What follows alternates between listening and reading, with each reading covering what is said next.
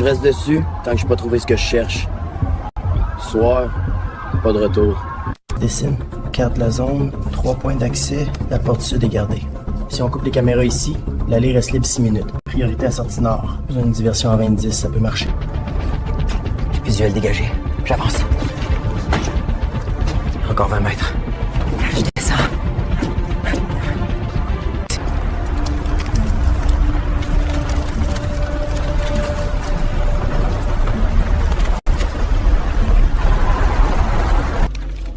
Ça rime à rien, ce bout de papier. Même le logo est mal imprimé. On dirait qu'ils voulaient qu'on y croie. Trop propre, trop volontaire. Exact. Un leurre. Et on perd du temps pour repartir à zéro.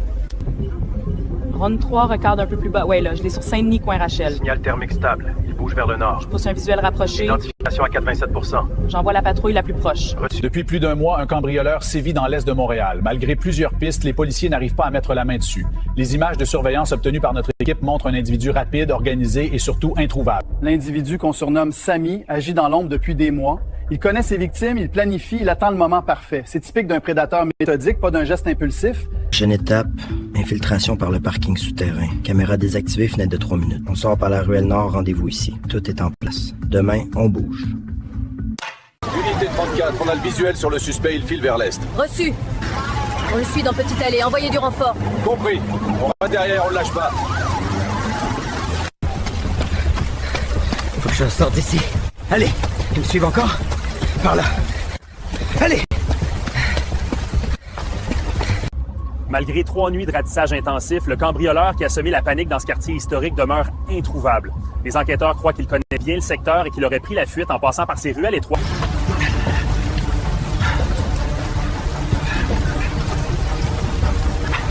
C'est bon, j'y suis.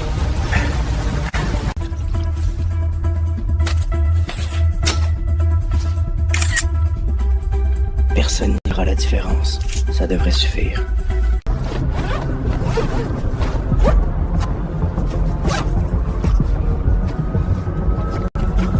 Parfait. Ça fait 6 victimes. Y a rien qui relie les scènes à part ces maudits points rouges. On dirait qu'ils nous narguent. On ne voit jamais le prochain coup venir. C'est ton numéro, Lina. Tu veux m'expliquer ça? J'allais juste les prévenir qu'on sortait du plan. Rien d'autre. Tu vas croire ça, toi? Regarde-moi.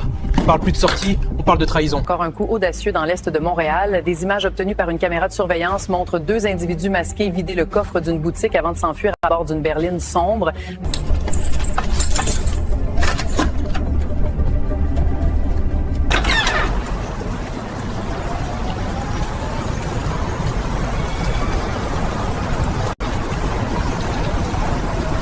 Zélie, bonsoir. L'ombre parfaite a encore frappé cette nuit et cette fois dans le Vieux-Montréal.